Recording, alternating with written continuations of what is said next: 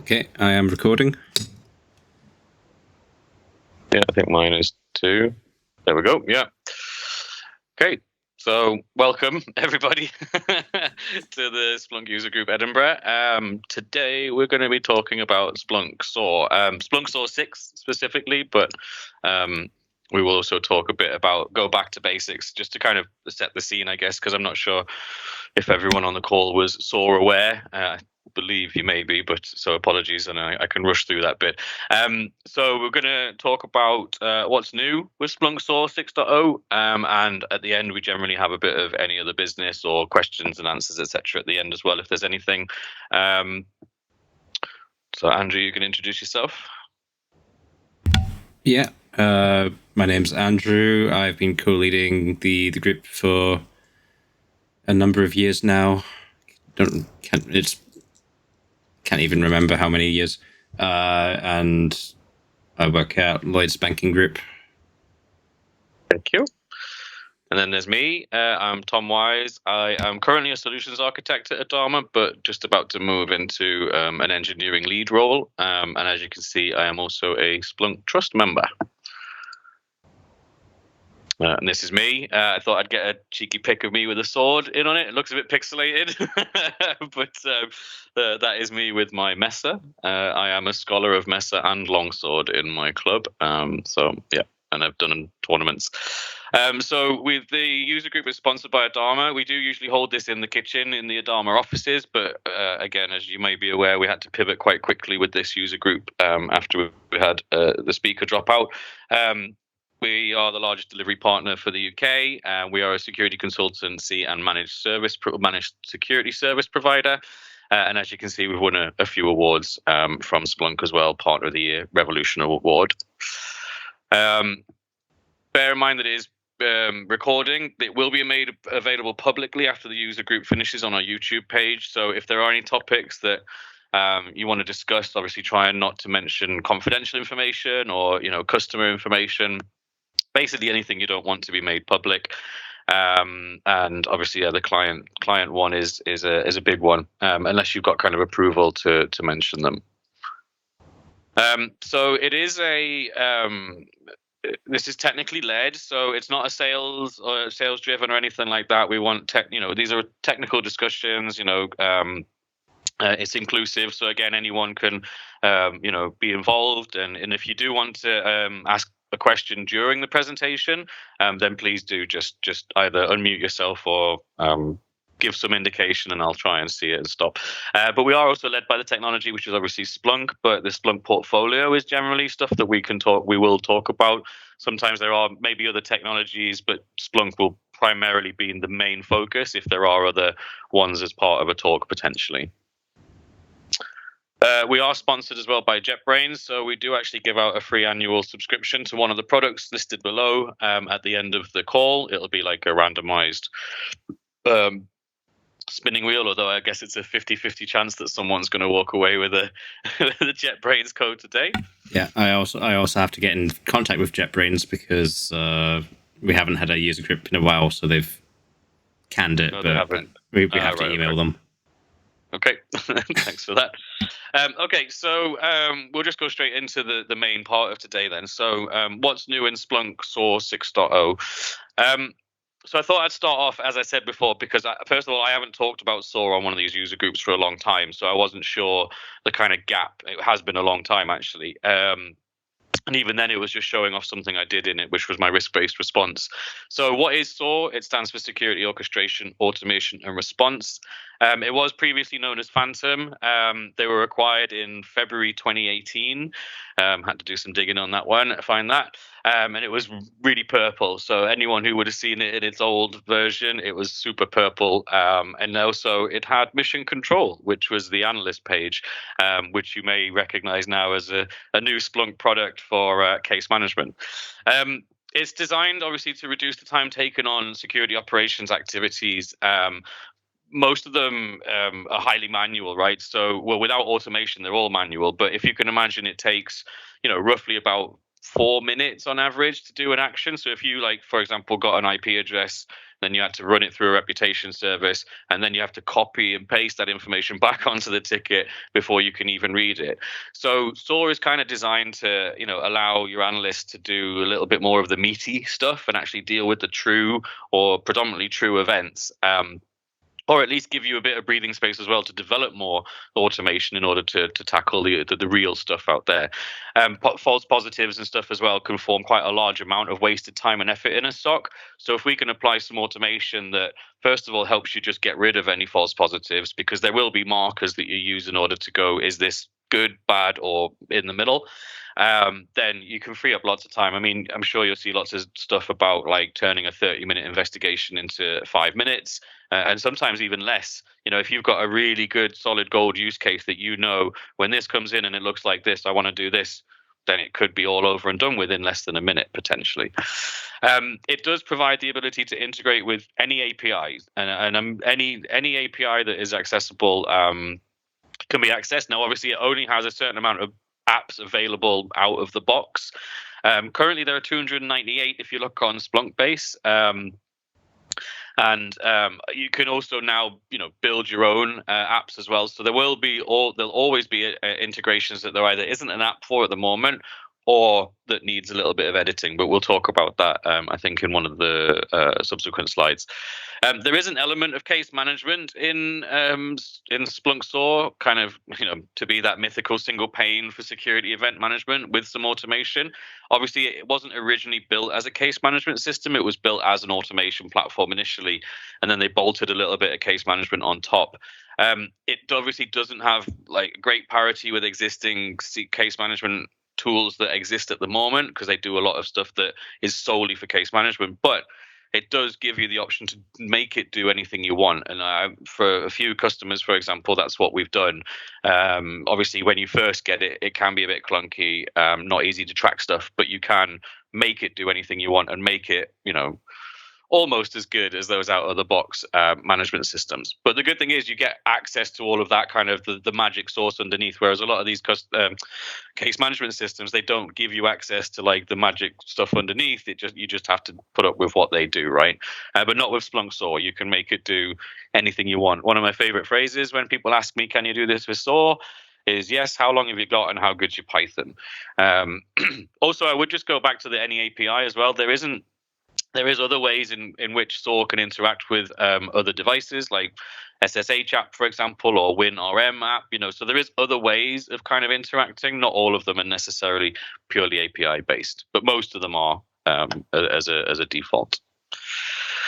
So I'm going to quickly talk about the architecture, because it is definitely something that I get questioned about a lot, and I don't think people quite maybe grasp all of the different architecture options. And I'm not going to go deep into them, but there are 4 kind of standard ones, if you like, that all have their own pros and cons. And there is a lot of work going on at the moment as well in Splunk in order to make the architectures better, because like I say, at the moment there is no silver bullet. So if you want high availability and disaster recovery, good luck. You can do something funky and bespoke, but it won't be supported.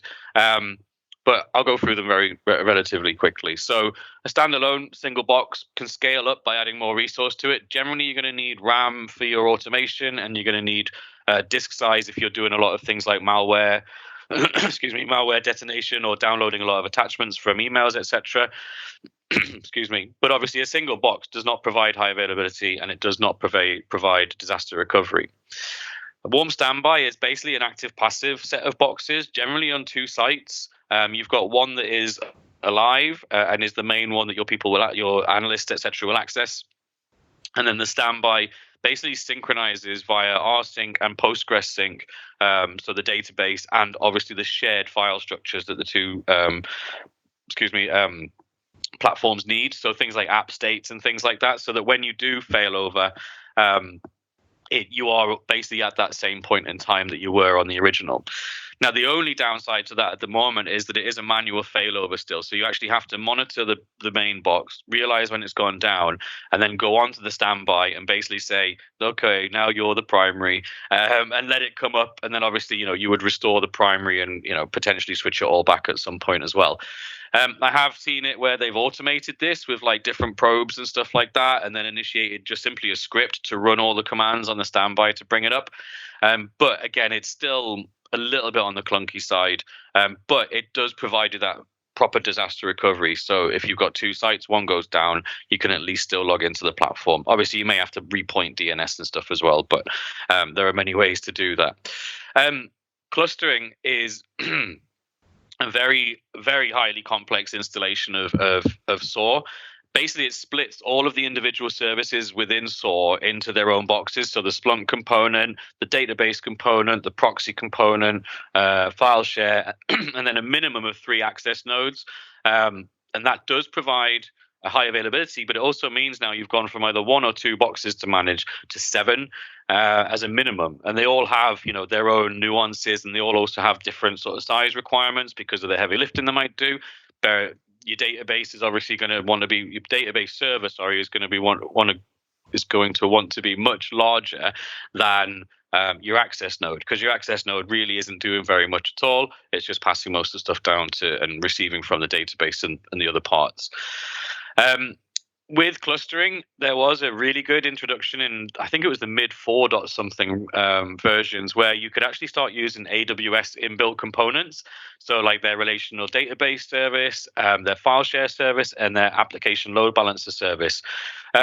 What that does is it basically provides a little bit more of that kind of fluffy feeling of being able to recover, probably more than the platform would allow you to, because you can, you can do things like create a database cluster, and you can actually span that across multiple availability zones. You can potentially get away with putting different access nodes in different AZs, but realistically, they should all be on the same site. And by that, I guess you could stretch that to minimal latency between AZs. So obviously, if you're doing AZ to different availability zones across each side of the world, probably not going to work very well, because those nodes need to replicate relatively, quickly. Excuse me, I'm just going to cough. So yeah, latency is the key in that, because especially with the 3 access nodes, you've got this service called RabbitMQ, which is basically like keeping those 3 or more, you can have more, in sync. And additionally, there may be a need at some point to add more access nodes to the cluster. And there's a kind of unwritten rule, I guess. For every 2 nodes you add to the cluster, to the access nodes, you generally need to add another database into cluster your databases as well. Again, is to provide the fluidity and high availability to the database, because that's generally where the bottleneck will be, is the number of connections to the database, especially with users using the platform and having multiple tabs open all the time. It doesn't support disaster recovery. As in, like, it's not supported if you were to implement a DR cluster. It has been done. I have seen it with 2 clusters that basically synchronize between them.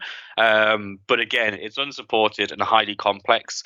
So if you're willing to take that on, then hey, that's fine. Why not?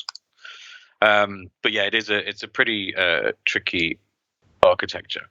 And then here's my favorite, actually. So there's a new kind of X1 and X1E.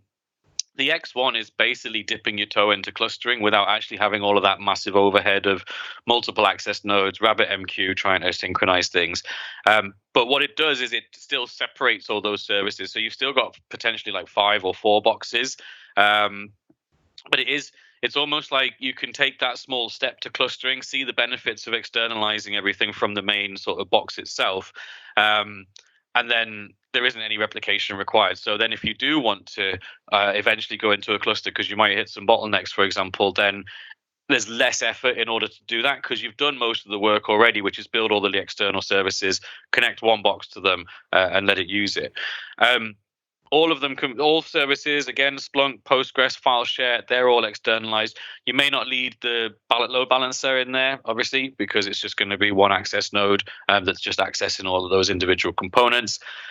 Again, with the X1E, this is actually how they implement it in the cloud. So in SOAR SaaS or Splunk SOAR SaaS. Now, obviously, they might have a few extra little bits of secret sauce in the back end in Splunk Cloud, but effectively it is one access node that reaches external services. So it's the same one they have in cloud. And there are some figures out there, but I realize we have forward-looking statements potentially, but at the same time, I think there's going to be a release of some actual data in the new validated architecture document once they get that going. They are currently meeting regularly to try and hash it all out and get some metrics to provide to customers, because at the moment the validated architecture document is about 2 years out of date, and it talks most of the stats on it are like 4.5, and even then they were only tested with one playbook with one action on one event, and that's what they used to sort of give you a rough estimate of how many events it could handle per hour, but it wasn't really the best way to do it. So yeah, they are definitely working to make that better, so that when customers are trying to work out what architecture to do, it should be a lot easier. I mean, the SPVA was good. The Splunk validated architecture was good because it asked you a bunch of questions, gives you like a code, and then you go to the architecture design for that code, and then it tells you what you need, what drives you need to map, all that kind of stuff. But they are looking to, like I say, make that a lot better. Additionally, it's a little bit easier when it comes to installing it in something like a hypervisor or cloud platform to provide that resiliency using some of the hypervisor functionality. If you've got like VMware, you've got things like vMotion, you've got VMware Site Recovery. All these things kind of make this a really nice little architecture that you can recover pretty quickly, hit your RPO requirements, recovery point objective, for example, and RTO, which I think is recovery time objective. Again, with different snapshots and things like that, you can bring it up pretty quickly.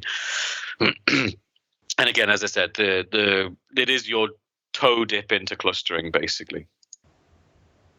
So I just thought I'd show you, because I realized talking about them is one thing, but here's like a visualization of them. Again, I won't hang on there too long, but this is your warm standby. So you've got the sync. It's missing 22 on there for our sync, but this is an old one. You can have the Splunk and the file shares mounted elsewhere with the warm standby. The Splunk one really is just because I would always recommend pushing your SOAR data into Splunk, because you can, and I'll show you why later, hopefully, you can make some really good understanding of how your SOAR platform is functioning, right? If the local Splunk instance in Phantom is non-accessible, like you can't interact with it, but it does power the search bar in Phantom when you're looking for playbooks and actions and apps, etc. So yeah, you would sit behind a DNS load balancer. Obviously, that should only ever go to the one that's active. You'll get a 500 if you try and access the standby, because effectively it's like, no, I'm not playing, I'm the standby, go to the warm. So you do have to have the right kind of probes to understand which one's up. But yeah, once you do that, it's a simple implementation. You just run a script on both these boxes telling them whether they're the primary or the standby, and then they synchronize, and then you're ready to rock. As you can see now, we have a clustering one where you've got a load balancer, you've got your 3 access nodes. You can see there's a lot more network requirements now as well, because we've got things like RabbitMQ synchronizing, which is a message queue system, synchronizing between the 3 nodes. And then they're also all going to have to access all of these shared external services. And both people and obviously HTTP data coming in also has to be kind of load balanced across the 3 different nodes. X1E. So this is, as you can see, kind of really simplified, because it's just one Phantom box now, but all of the kind of the underlying items are now externalized. It doesn't have to be a cluster if you're just starting off, but again, if you're doing this in something like AWS, when you actually build a relational database service capability within AWS, it says, is this a production instance? And if you tick that box, it will actually create you another database. I think it's in a different AZ, although I'm sure you can bring it in, but it will cluster the databases for you by default to provide that high availability of at least your database data anyway.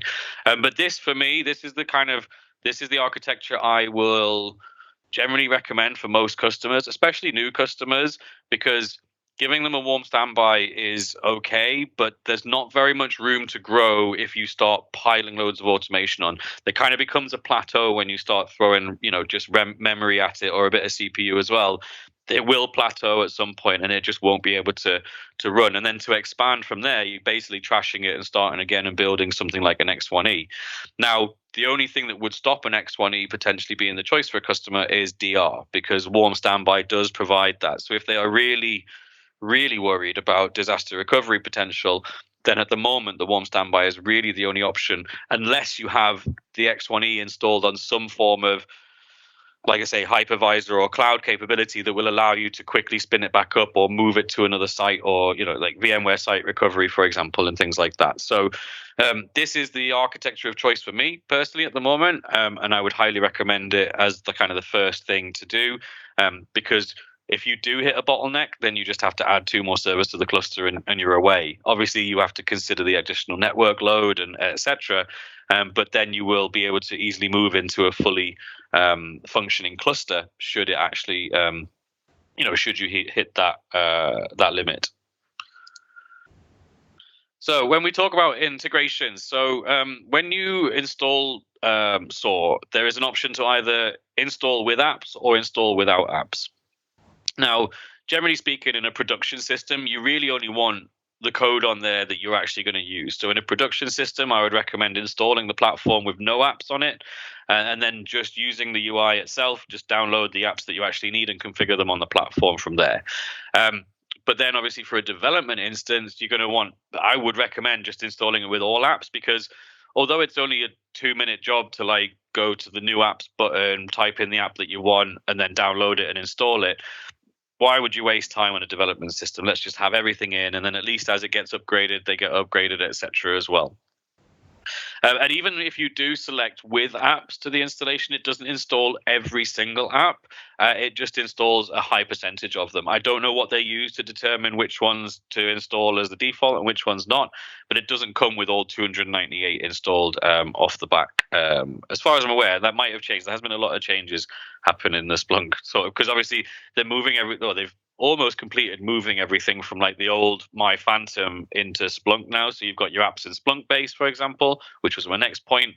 And all of your documentation has now been moved to Splunk as well. So the My Phantom, and even the downloads as well. So the My Phantom website is my.phantom.us website is probably on its way out sometime soon, because they have kind of had a big push to migrate all that stuff across. The only thing I'm not too happy about with Splunk Base is that it only tells you the actions that the app provides, but it doesn't give you like the level of information that you can get on the platform from the onboard documentation that's actually packaged up with the app itself. That tells you things like, these are the information that you need to configure it. Here's all the data paths you're going to get out of the other side for each action. Here's what each action needs in order for it to function, and which one's optional and required. You can still get it on the platform, but I feel that Splunk Base probably should have replicated that as well.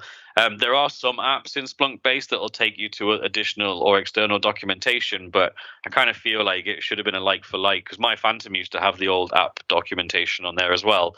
But that's just me whinging, which I like to do. Again, more thorough documentation content is available on the actual platforms. When you go into apps and you see the app, there will be a little link that says documentation.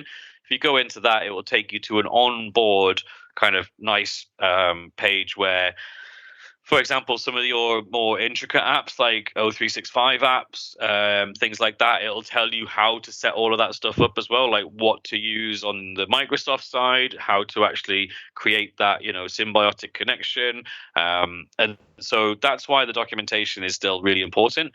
But also for planning, if you're going to be using a certain app in your playbooks and you already want to get ahead and understand what information is going to come out the other side, what data paths to use, because that might help your engineers, for example, then that's why the onboard documentation at the moment is still better.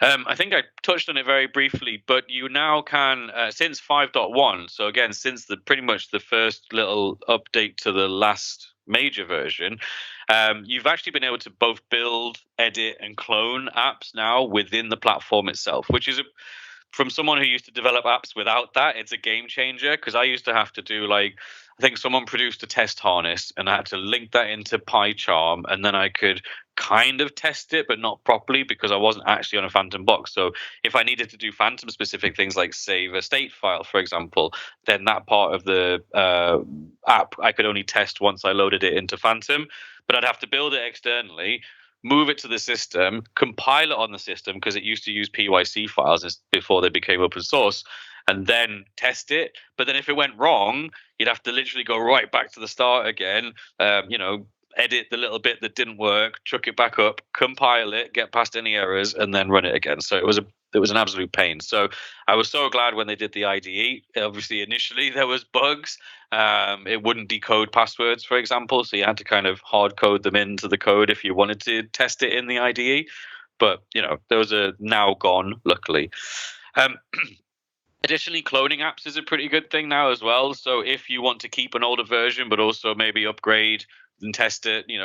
I mean, technically you can upgrade and roll back, but I had this question in the community the other day and someone didn't want to do that. So they wanted to just clone the existing version of the app and then upgrade theirs, test it out, and then obviously if they were going to swap it in, then they were going to swap it in. So it's a pretty good thing that allows you to, like I say, edit, update apps. It also means if you want to make an update to one of the apps, and you clone it rather than updating the app in situ, then it means that it will survive an upgrade. But obviously it then kind of becomes your app at that point as well. To develop apps, there's tutorials, etc. It is pretty I was going to say simple, but I think that would be just oversimplifying it. There is a framework, right, within apps. There is defined functions that are generated when you first build an app using like the bare bones builder, the wizard, if it's still called that. So you do have to understand. So, for example, if you want to make a REST call, you don't just use the Python request library. You call a function that already exists within the Phantom app context and then pass in the right information, and then that kind of does all the error handling, all the checking for you, etc. It's really fun. Personally, I really love building apps for SOAR, but you do have to kind of also understand a little bit about Phantom, because obviously you're going to be chucking action results in, you're going to be creating JSON outputs that potentially need to be filtered further downstream. So you just need to make sure that when you're doing your app and you're recording information into either action results or summary, that it's kind of in the right place. Otherwise, your analyst will not like it and your playbooks will look a bit clunky. Okay, so we finally get into kind of 6.0, but I just wanted to kind of talk about some of the big things that happened for me personally. Well, not for me personally, sorry, on the platform up to now, because again, there has been a relatively big gap. So we've gone over some basics, we've talked about architecture. Let's talk about some of the big things that happened in the SOAR space, and then we'll get into what's new in 6.0. I've talked about AWS, so I'm not going to go too much more into that. But again, just provides you more fluffy feeling that you can kind of do some extra cool stuff from a kind of hypervisor or cloud provider level. SOAR Cloud is out now. So there is actually SOAR Cloud SaaS. It's been out since October 22. The main difference when that first came out was that the on-premises version still supported Python 2 code, even though it was end of life. But obviously for the cloud and their certifications, etc., they only allowed Python 3. So any customers that were or did migrate to SOAR Cloud from on-prem, there was generally a bit of a rejig or a bit of a conversion from Python 2 to Python 3 needed. Otherwise, it just wouldn't make it up onto the cloud because it would just flat out deny it. There was also a new capability called the Automation Broker, which was only available for SaaS. And my next point, I'll tell you when it came on-prem. But the Automation Broker was a really cool piece, actually, because like we tried to build something similar for the managed service a long time ago, and it was hard to do, right? It was a lot of time and effort, and we didn't quite get it working in the end anyway.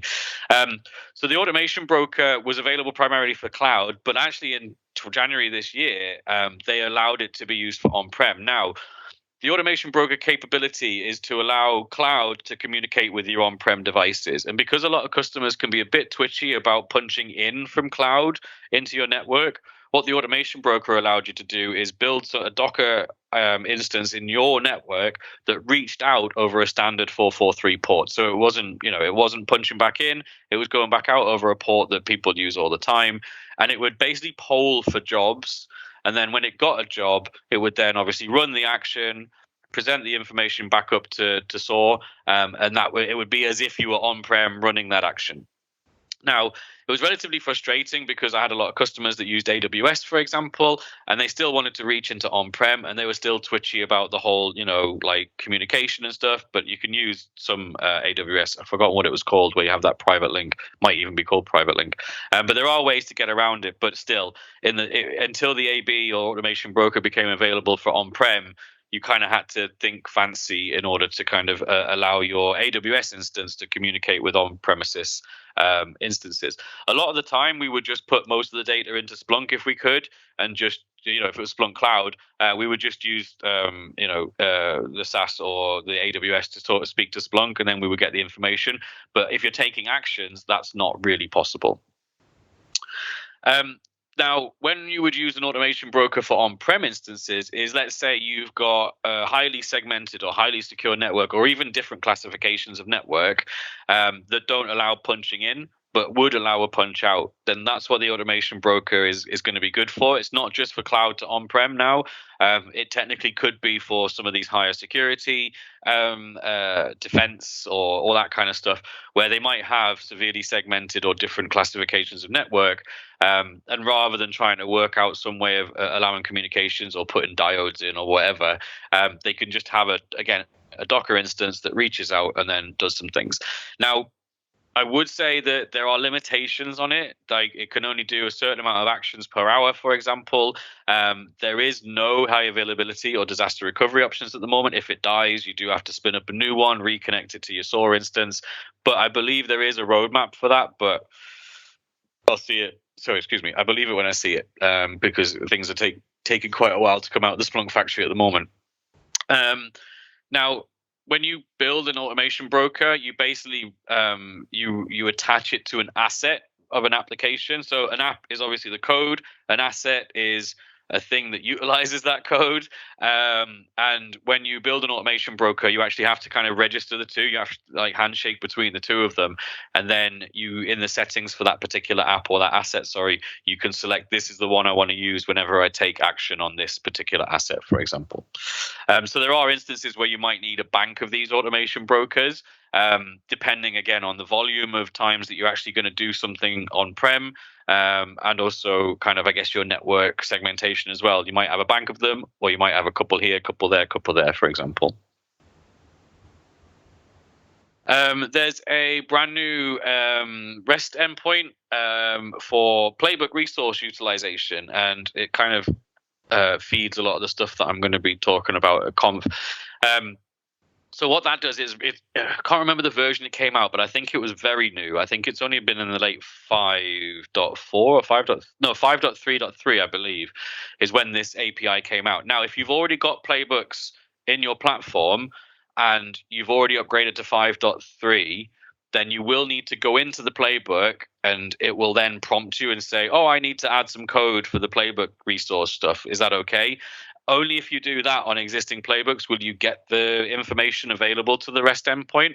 Otherwise, the code, it doesn't exist. But obviously, every new playbook that you build from 5.3 onwards will always have the playbook resource usage. And I'll show you briefly in a demo kind of how that looks, and what sort of information you can get from it. And also something I've had to do in order to make it a little bit easier for Splunk to kind of understand what it is and allow me to make some kind of understanding of efficiency of the SOAR platform, right? It goes into really good detail.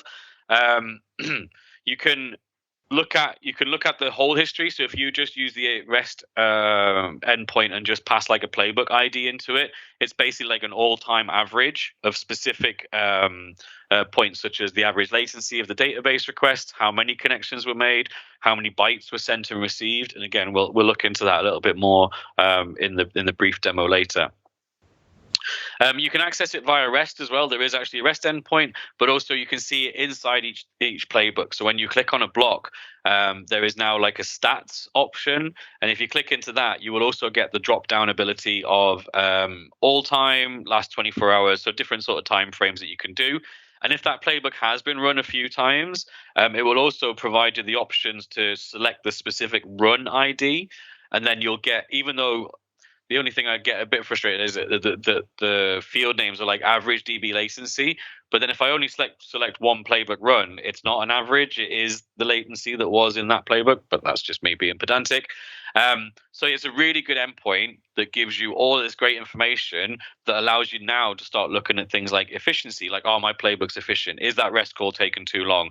Is that thing bringing back too much data each time? Am I using a ton of database connections every time I run this playbook, for example? Some of them you might not be able to make more efficient because it might be an action without going into the code and doing something. But there's definitely a need to have a look at some things, especially things like REST calls, because the platform is obviously built on REST. It is very capable when it comes to REST. And if you wanted to do something, and if you want a source of truth from the platform, then you use REST. But you can very easily make quite wide open REST calls to it without realizing, depending on what endpoint you hit, you might be waiting quite some time. Things like the container endpoint will generally be quicker than the artifact endpoint because there's generally more than one artifact per container. So you have to think about it in like a database kind of understanding, like containers one table, artifacts another table, for example. So if I want some information, it's going to be quicker for me to go through the container and maybe then pivot to another database table rather than go straight into the artifact one. Because let's say you've got even an average of 5 artifacts per container. That's 5 times the size of your container table. So even though we're still talking milliseconds, we're also talking about automation that runs at machine speed very quickly, and constantly firing off really badly built REST calls is just going to cause issues on the platform. And I have seen that. I have even done it myself before as well, where I built a bad custom function that did a lot of API calls. And so being able to actually see that now and get good information out of the actual playbook itself to understand how it's performing, especially things like after upgrades as well, right? Because I don't know if anyone's actually upgraded Phantom relatively recently, but every upgrade seems to come with all kinds of nuances and new bugs introduced. So again, the ability to monitor your playbook resource usage, especially after things like upgrades, etc., is going to be quite important because that's generally where you'll start seeing issues. And then if you want to sort of go to support and say, what the hell is going on? You should be able to get a lot of good information about the changes that happened in the performance. So that leads me nicely also onto, I have just been accepted this morning at like 1 o'clock in the morning to talk at Conf about finding efficiencies in your SOAR data. So I'll talk about all the different data points that I can use, and I hopefully will be showing off a dashboard and maybe a Splunk app, and also a playbook that kind of makes the data a little prettier and a little bit easier for Splunk to manage. However, it might not be good enough for production because it does churn a lot of data and it's quite a big chunk of data it sends up to Splunk. But again, if it gets the job done, it gets the job done. And I'm sure there are people out there cleverer than me that could probably make it a bit better. Personally, I hope Splunk watches it and goes, oh, well, maybe we'll change the REST endpoint to be better at that kind of stuff. So we finally get onto the main talking point here. So SOAR 6.0 was released very recently. It's a major update now. So anything pre-4 is no longer supported. So they generally support 2 major versions back.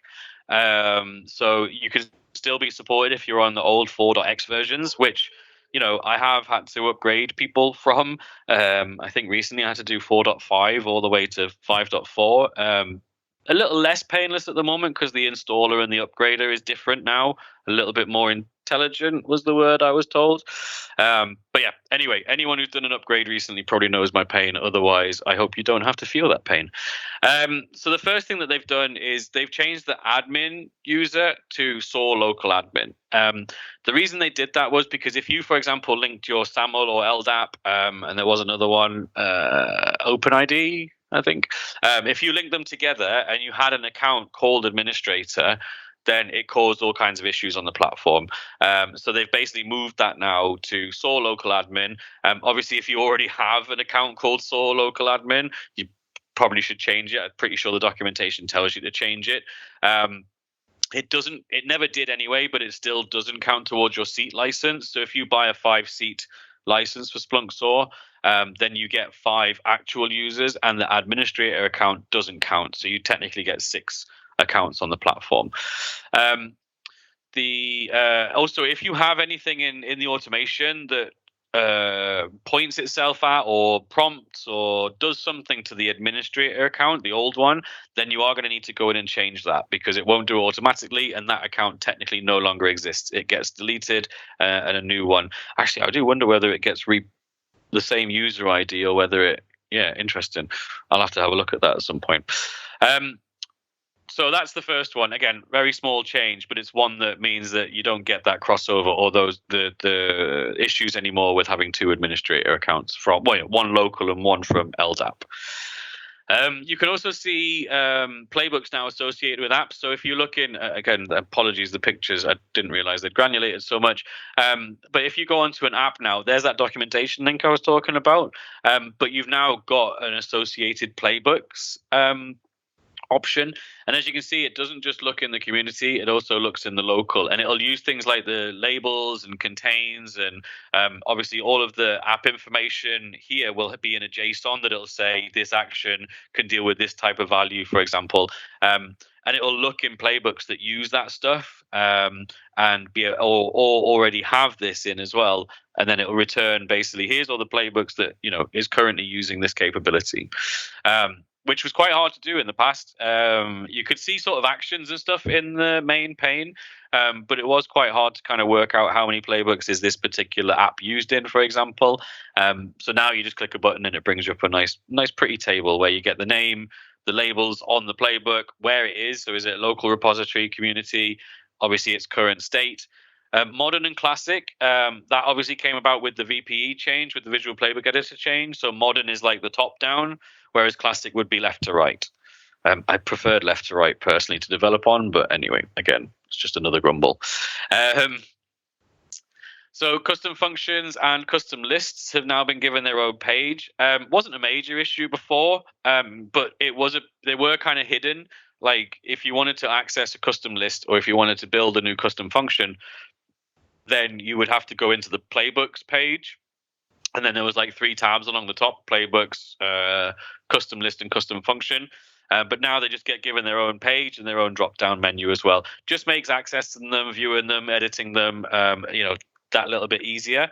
But doesn't really provide a lot of, I guess, additional functionality to the platform.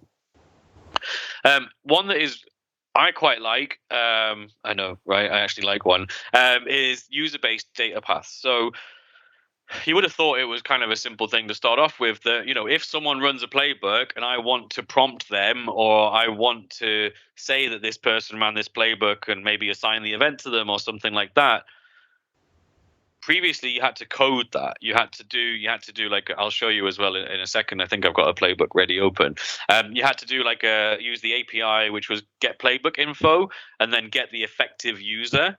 And you could only run it inside the playbook, and then you'd have to kind of do a code block, get the effective user value, and then you could pass that down through the automation, from a custom function or a code block. It just meant, though, that you had to do that for every playbook that you wanted for it to understand who it was to prompt or who was doing something with it.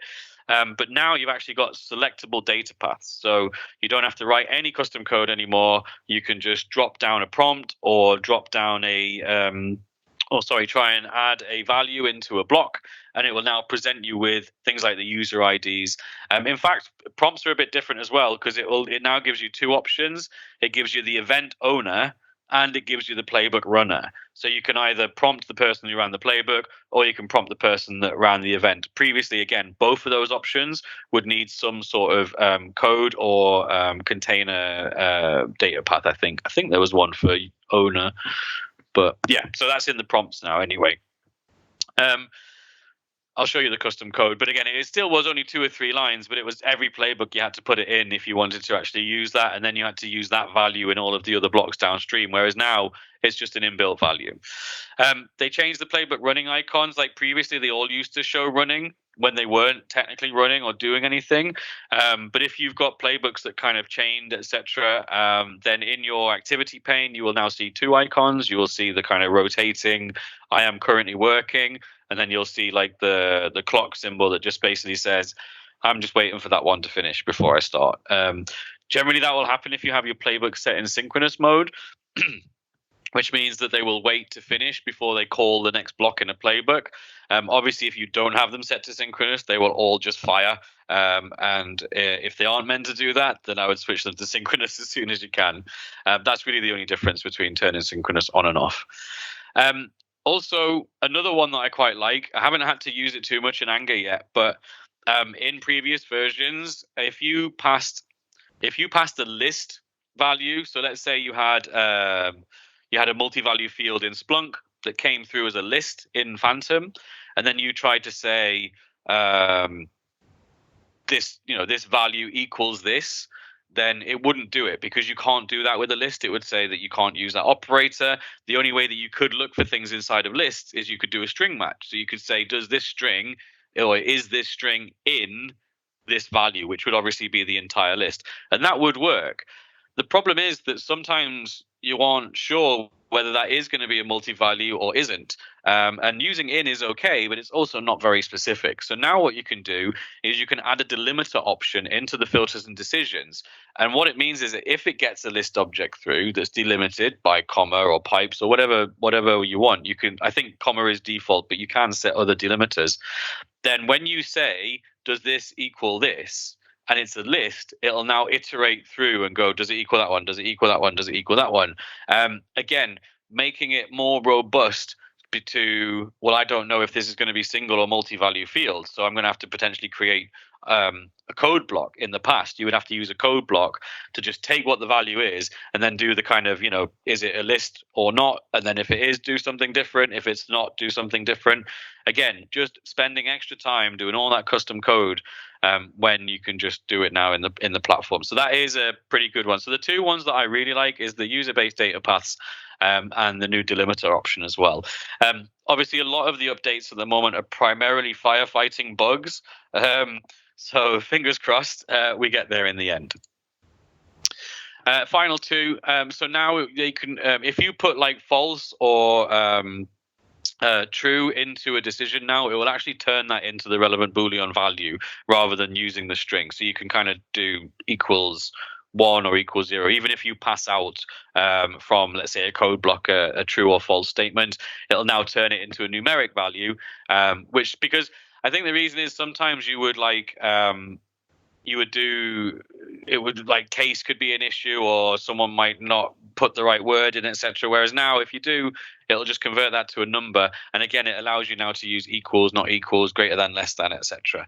But it is still just a Boolean value, so it's not but they do it's something you might have to get used to, because if you have a lot of playbooks at the moment, they look for strings such as false and true, or I'm not sure if success and fail is one of those as well. But it'll turn those into numeric values. So that is a bit of a change. Also, I'm not sure how much load apps really used to put on the platform if they were left in an unconfigured state. But one of the other things that they've done now is when the apps are installed on the platform, again, depending on what options you set when you actually upgrade and install as well, whether you've set with I can't remember which, they flipped it recently. With apps, I think you now have to stipulate, otherwise it doesn't install any. But now they're only fully installed, I guess expanded or untarred, because they're all just in tarballs. But it actually now only unpacks it all once you've actually configured an asset. So although they're sat as unconfigured on the platform, they're also like not even extracted at this point. They will just be a tarball. And then when you actually select create an asset for this, configure it, then obviously all of the app code will then be expanded.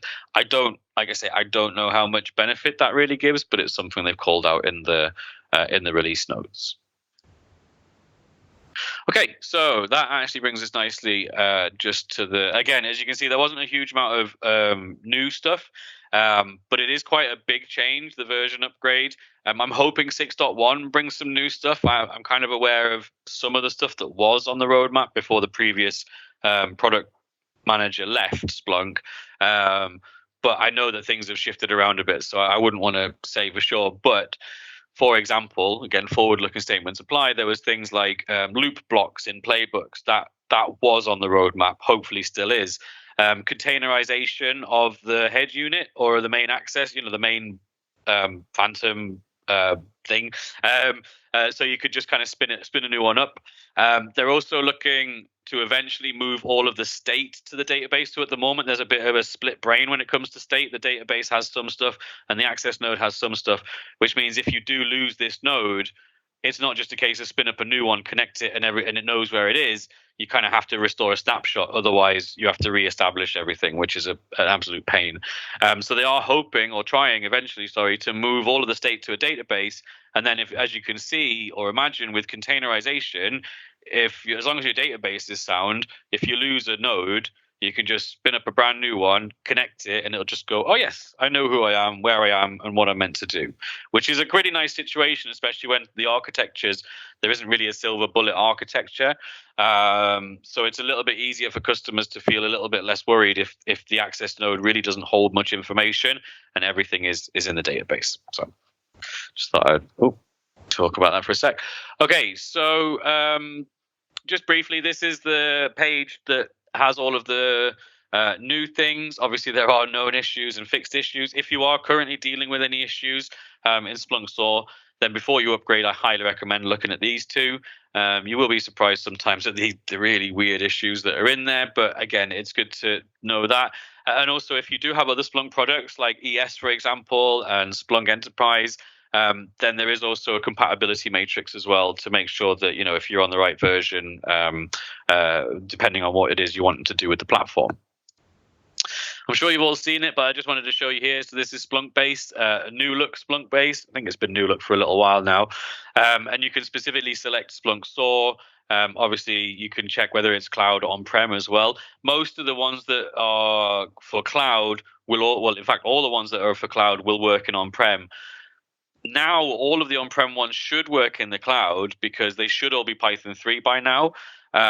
But again, there may be some differences in what's available in those two. And also, as you can see here, they now define the version that the app will work on as well. So again, just thought I'd show you that really briefly. This is a very quick instance of the automation broker.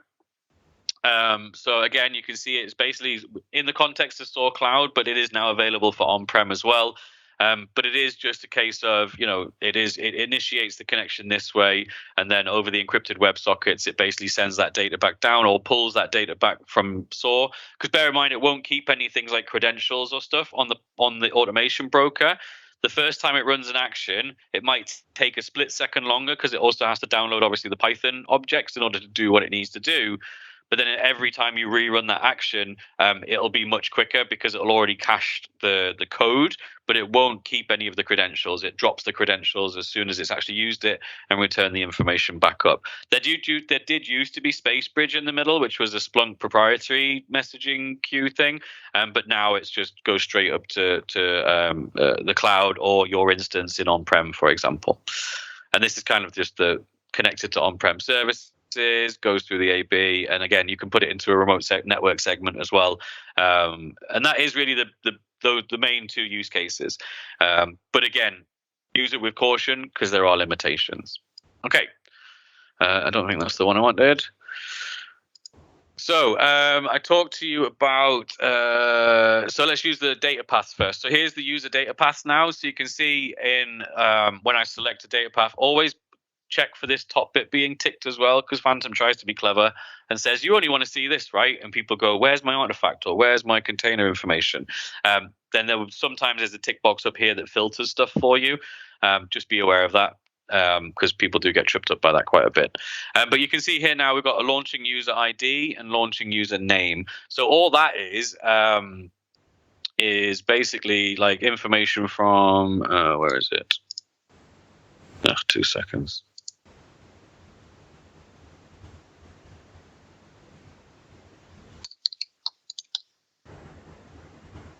From here.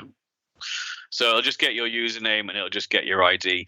The reason it gives you both is that obviously sometimes you might want to put the username into a note, right, as a string to say so-and-so ran this playbook at this time and did this.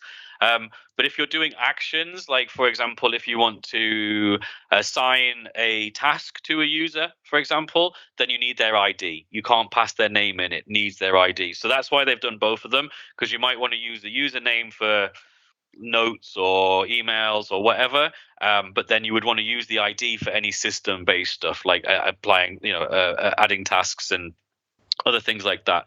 So that's why there's that slight difference in the capability. Pardon me. But also you can see here in the prompt block, so they never used to have these two up here. You could obviously pick out specific people and roles as well. So you can pick out roles. Bear in mind, if you do a role, every member of that role gets prompted, but only one can technically respond. But here now you've got this dynamic user role. So you can do the person who or role. So whoever or whatever it was assigned to at the time you run this, it will now prompt them. Again, if it's owned by a group, then it will prompt the entire group. But again, the biggest one here is this is the playbook run owner. So who ran this playbook? Get me their ID. Get me well, in this case, prompt them. In order to, because again, a lot of when you use Phantom for case management, you should generally have a playbook to do all of the silly little things like changing status, updating this, adding this, just because it allows you, first of all, to track it, and also it allows consistency. So if you're doing like an accept and assign playbook, which I have here, for example, this is how we used to have to do it.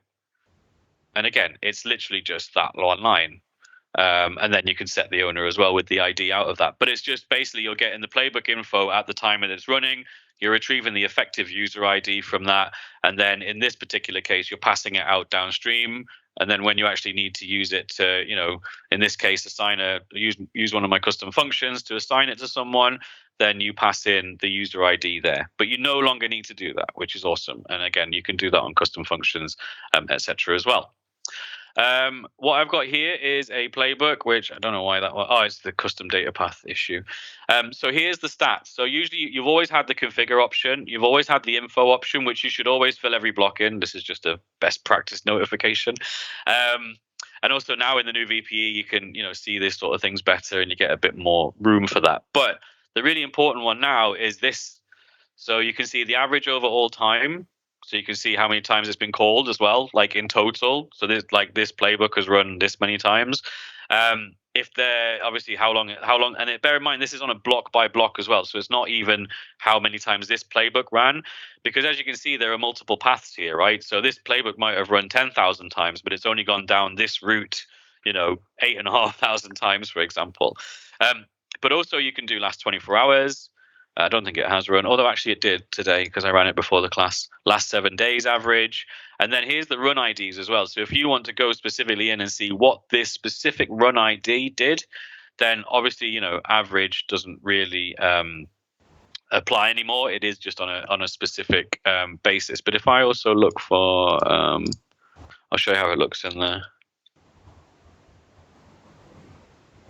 So you can just do it at a playbook ID level, and it brings you all the averages. But as you saw there, although it probably won't work now because the run that doesn't exist anymore. Oh no, that's going to bring up history.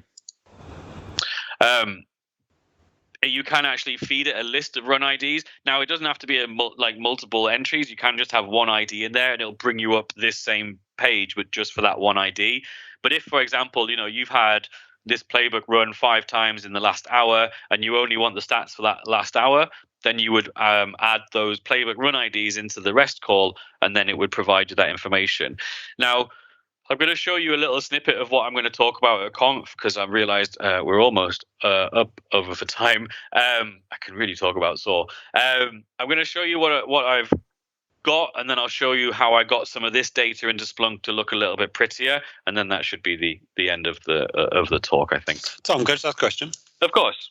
Does that work on your custom code blocks, your own code as well, presumably, like custom functions and that? Yeah. See how they're performing? Yeah, cool. Yeah, it works. Anything that basically touches like the database will have some sort of stats against it. So yeah, your custom functions also do. I saw something in the data where there is an array for custom function score or something. It might have even been on here actually. Yeah, so custom function scores. I haven't ever seen that populated though. So but it still does give you all this information, but it doesn't seem to, at least for now, I haven't obviously tested it enough, or maybe it doesn't actually do anything, but yeah, it should give you for every block how many times it pinged the database, how long it took to get the information back, and obviously the sort of size of it as well. So yeah, because I know we're kind of like 1 version before this came out still at the moment for us, so I'd asked him the Slack, like I was trying to work out how bad one of my little like playbook custom functions was, and this was what I think maybe it was even you that pointed me to it, being like, oh, have you got this version yet? I was like, probably. Yeah. No, it was a really good thing, and it kind of like it kind of passed under the radar. Like not a lot of people really evangelized it in the same way that the new REST SOAR command in the Splunk app for SOAR. No one talks about it, but it's an awesome thing. It's great. Yeah. The only thing I would say is I tried pulling this information in via the REST SOAR command from the Splunk app for SOAR, but it doesn't actually have any information as to what playbook it's related to. So this is why I had to build a playbook to actually send the data up to Splunk so that I could add stuff into the JSON to make it easier to track in Splunk. But that might become a bit more apparent, when I show you what I'm trying to do. So this is basically a dashboard, which is going to have a load of drill down dashboards as well, kind of like the ES dashboards where you have like the top one, and then you'll have like the search one, and maybe some other one as well that provides some more information or interactivity with the information. But this will be like your main dashboard for SOAR efficiency. Again, it's very much in its infancy at the moment. Luckily, I have a few months in order to develop this better. But I also quite like the new dashboard stuff in Splunk 9, which I think I'm on here as well. It's actually quite easy, especially to do things like drill downs and stuff as well. Although I do think I'm going to have to do a bit more of an advanced dashboard class again to know how to do some of the more finicky things.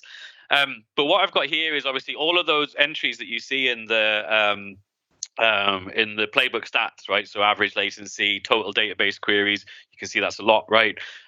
So these are kind of like this is the top one, and eventually I'll have a drill down that will take you to like the top 10 and will provide obviously a lot more information like playbook ID, playbook name, and then that will have potentially a further drill down where if you click on an item in that link, it will take you to that playbook, right? So you'll have a configuration element where you'll put your SOAR address in, and then when you click on, whatever you want to see, it could potentially take you straight to that playbook then in order to, go straight in and edit it and things like that. So I've got all of these that come up. As you can see, this is actually from my playbook that sends the data up to Splunk. So I know where that's from because it's gathering an absolute ton of information about playbook runs, etc., within a certain time frame. So I'm hoping to have drill downs off these. This just kind of shows you this is the worst one, and then if you want to dig into it a bit further, you'd click into it and you'd find out all the information you need. Not everything will be able to be made more efficient. That's another thing to really call out here. If it does the thing that it's meant to do and it is the best way to do it, then I may have to put something in this app that allows you to kind of go, well, that's okay. Let's not include that in the search, for example. But that's definitely more advanced than my SPL is at the moment. So we'll have to see how that goes. But one of the ones I really want to spend a bit more time on and get a better understanding of how to present it to users, for example, and give them really good information is the REST calls. Because I know, again, from my experience, I've seen people write really bad REST calls. When I talk about the difference between tables, for example, like you can see here that I've done a search that says how many containers have this source address in them. Note the double underscores allows you to jump between database tables and values. So I'm going in at the container level, which is a much smaller part of the database, and then saying which container has this value. And that's actually a much quicker search when I've done my investigations in the past than just going straight to the artifact endpoint and saying how many artifacts have this value. Because again, as I said before, if you've got 2 or 3 artifacts on average, which some events have hundreds of artifacts, your artifact table is always going to be exponentially bigger than your container table. So it's about understanding those methods and those routes to make those REST calls fast, sharp, and not clog up your instance. if you have like retention policies on your database, it can be a bit better. But I would definitely stay away generally from like action run, playbook run. That's going to be pretty clunky. No matter how many filters you add, obviously you should add as many filters as you can, especially time filters. That is going to be something I'm going to add into that dashboard as well, to look for any REST calls that were written by a user, if I can find that somehow, that don't have a timestamp in.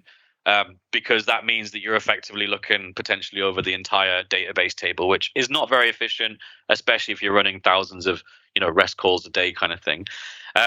But yeah, so I want to show like what's the biggest, what one's passing the biggest information. There's a lot of these audit ones, which again are system based.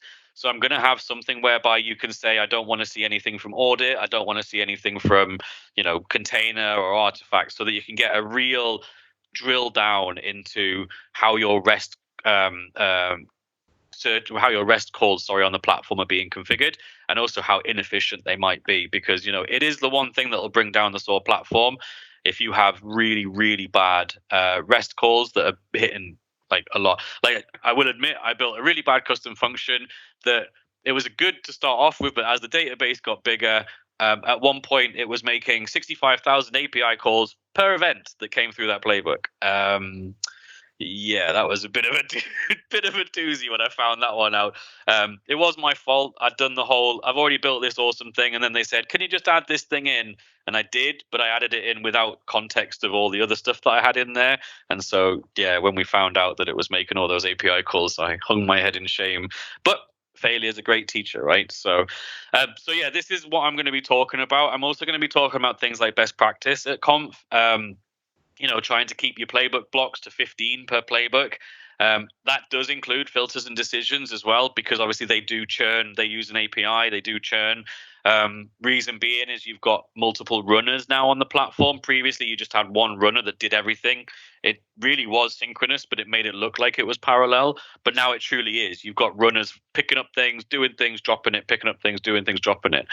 And you don't want those runners kept engaged for too long, because they do have a chance to go and fall over, and then your playbook falls over. So keeping your playbook small, and now with the automation and input playbooks, you can really make those small pockets of code. I've even built input playbooks that don't really actually do any real actions, but it just segments that those blocks down, and allows the playbooks, like I say, to run a lot more efficient, because I'd rather those runners pick up something and finish really quickly than pick up the start of a playbook and then wait for ages and then possibly fail in that process. So these are the sort of things I will be talking about at Conf. So hopefully I will see you, or you'll catch up on maybe a video afterwards. But that's everything that I wanted to show you. So that is a sneak peek. I will hopefully as well be packaging this app up. I did quickly just talk about the playbook. So basically all I do is I go to playbook run. Now at the moment I've got a timing hard coded, but obviously I'll make that more dynamic, like every hour or something, because I'll schedule the playbook. I go and get all of the playbook run information from that time frame. I then actually split it all up, because like I say, previously, if you just use REST SOAR and collect it into an index, first of all, it's in a really bad JSON format. So it's really hard to SPath all the way down to the information you need. And so I just kind of broke it up. So for each block in here, I get all that information, but I also append it or add, for example, the playbook ID, the playbook run ID, and other information that means in Splunk, I can say, I can get stats just on individual blocks. So if I want to go down to, how is this block performed over time, I can do that now, because I haven't got to do some really funky SPL to understand the JSON and again, link it to an actual playbook. So yeah, that's how I'm doing it at the moment. And then it comes into Splunk in nice, where is it? Don't want to waste too much time on that, but it comes into nice little JSON chunks now, so that I already have the playbook ID and playbook run ID in there, so that I can really do some good time charting or charts or anything like that with the information. So thank you for listening to that. As you can tell, I do love talking about SOAR. So is there any questions? Thank you for that question as well, Pete. That was good. Any other questions on what you've seen at all before we move on? No, not for me on stuff we've seen. I don't think I've got a couple of other bits. Questions, but no, that was a good run through for 6. As I said, we're still quite a few versions behind, but hopefully soon. My advice would be to wait for at least .1 and see where that goes. I think that's standard for Splunk, isn't it? Yeah, we don't update massively regularly, and I know like following the Slack channel and stuff, there's always some curveballs, right? On, like you say, at the moment. Yeah, I think 5.3.2 seems to be kind of the most stable version at the moment, according to most people in the community. So yeah, you've got a little bit of wiggle room potentially, unless that's what you're on already. So it is exactly what we're on at the moment. Yeah. But it's like, I've got this, I sort of every time there's a new release, go quickly through it, pick out the bits that actually I want, and I'm, like now there's that quite a big list, of bits and pieces. Like the one that keeps getting me at the moment is I can't remember which 5 version it is, where they kind of fixed, if you rename a block currently, it doesn't trickle down properly, and you break a load of stuff, and it's like, I've felt that pain many a times. Like, why isn't this working? Why is it saying it can't retrieve a JSON? Because it's calling back to something that doesn't exist anymore. That's not a fun one either. Also, the one where you put things into an action block and it removes them, like as you put the next one in, that's a big pain in the butt too. Anyway, I'm sure I could grumble for just as long as I've talked about Phantom there as well. Thanks, Peter. Off topic one, well, sort of just side topic one is a bit like, it was a good run through. Cheers, Tom. Do you know, like, obviously there was a while where we were having some pretty regular SOAR community kind of live sessions and stuff. You did at least 1 or 2, I think. I did a few. I was on Twitch and all sorts of stuff. Yeah. Do you know if that's coming back at all? I don't know quite what was. I don't know. Like, Dan Daggett was the guy who kind of pushed that and led that and did a really good job, but he left quite a while ago now. I don't like, and even Sam before him was great at trying to bring the community in and do things as well. He did that kind of the automation games before they even became a thing at Conf last year. So I don't think so, but watch this space, I guess. I would hope so. They really need to, because we've got a good community. So I think getting some of those kind of games, or even just Twitch broadcasts, or here's something cool that we've done this year in SOAR, that would be really good. So I hope so. Yeah, me too. Thanks, Peter.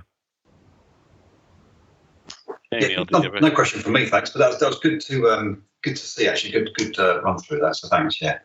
I had one, just checking my notes. Sorry, I was just skimming back 3 pages. Way back to the almost the start, the architecture type one. Like, did you say there was any kind of it's often it's always hard to give a hard line of like when do you what size you need to be before you do architecture X or whatever and stuff, but like as someone that's just on a hot warm sort of option, and we're fine with that at the moment, works for us. Like, what scale are you talking particularly, or any kind of points where you're like, you should definitely be considering different?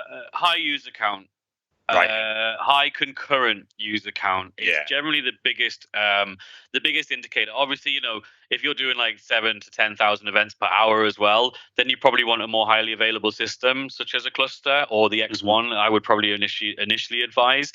But the users are the biggest drain on the system, because they're the ones who have, like myself, 10 tabs open to the same thing, which each initiate a database connection. They don't necessarily keep them alive the whole time, but it still puts, and it's a cultural shift that you have to do with, like, don't keep 100 tabs open to the platform, but, people will people, right? So that's generally the main one, is users and events, but users for me has the higher weight than events.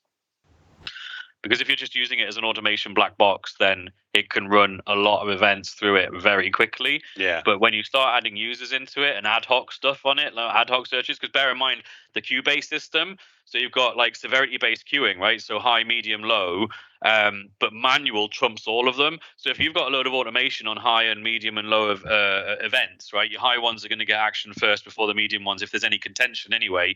But if there's any contention at all and a user tries to run something, they get given priority. So if you've got a lot of users running actions and things and playbooks and stuff like that manually, as in just them pressing the button, then they get given priority. And so sometimes you can get a bit of a misbalance because the users are basically flooding the system. So Yeah. So I think we're not like on the, we don't have a huge amount of concurrent users and not huge amounts of, we're within, you can scale it up quite high. I mean, we're talking, you can put 60, 120 gig of RAM in it. And that's probably about when you kind of go, right, I think we need more boxes now.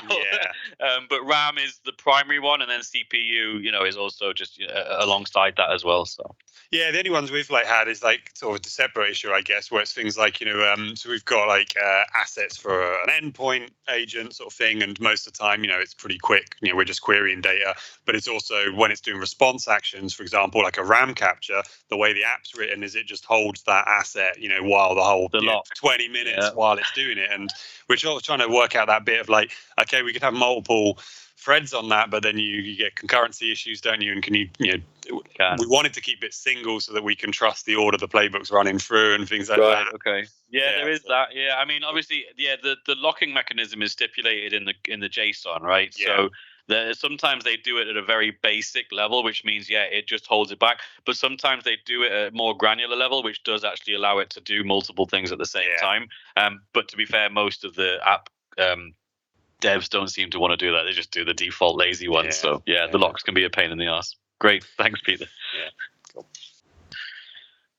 Cool. That was great. I like that little to and fro. Any more before we just wrap up for the night? No, I'm done. Okay. Well, again, thank you for attending. I don't know if you had any other business, Andrew, or do you just want to spin the wheel? Well, first of all, do you both want to be entered for this? Consent, yes. Yeah. Yeah, why not? Yeah. Okay. Why not? Right. Can I steal the... Yes, of course. Can you see the wheel? Yes. Yeah. So since it's only two, I just spammed. Otherwise, it'd just be 50-50. And it's a bit iffy, so. This makes it a bit more interesting. Yeah. So just gonna spin. Pretty. There you go. Somehow it didn't show up in my my own screen because I'm recording this myself.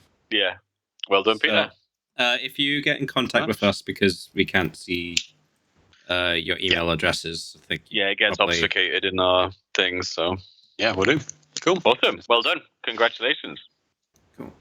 Right, I'll just finish up this last bit. Just 2 seconds. Right, is that sharing now? Yeah. Okay. So this is just kind of like a lead into our next session. So we're gonna do conf previews. Obviously, I'm gonna probably bolster what I've already got. Talk about that a bit. If we can find another person potentially to do it as well. And then I think Andrew, are you doing the Splunk and Chat GPT? Yeah. So in order to try to drum up more attendance, spending. Let's talk about the bell of the ball of the last couple of months. Well, actually, it's funny because ChatGPT recently helped someone in the community to write a REST call for SOAR because we couldn't work out how to get a value out of an array in the REST call. And so someone said, "Oh, let's use ChatGPT." And so Bradley did, and he was like, "I'm out of a job because it worked." That was my question. Oh, it was yours, was it? I think so. Fantastic. It was. I definitely had a ChatGPT answer. I think. Yeah.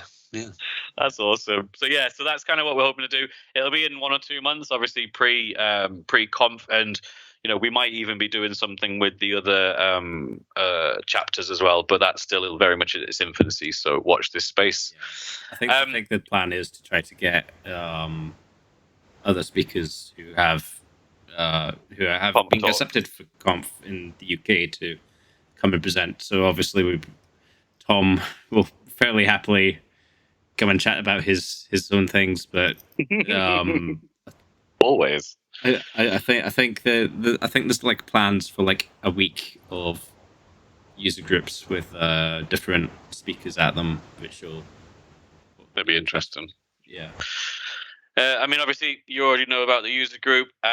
Obviously, if you ever want to present or share something at the user group, or even if you want to provide ideas for things that you would like us to show, we're both pretty knowledgeable in quite a few different of the Splunk portfolio, a few different parts, sorry. So yeah, if there's anything you would ever want us to talk about, then please do feel free to engage. You've got our email addresses at the bottom there as well. Obviously, we're already in the user group Slack in the SOAR bit, but there is also an Edinburgh channel as well if you want to get involved in that as well. And obviously, we are on LinkedIn as well.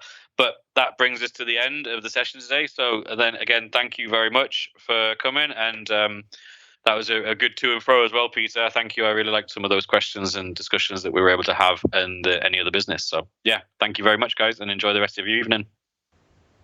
Cheers, guys. Cheers. Bye. Cheers. Bye, Take everyone. care.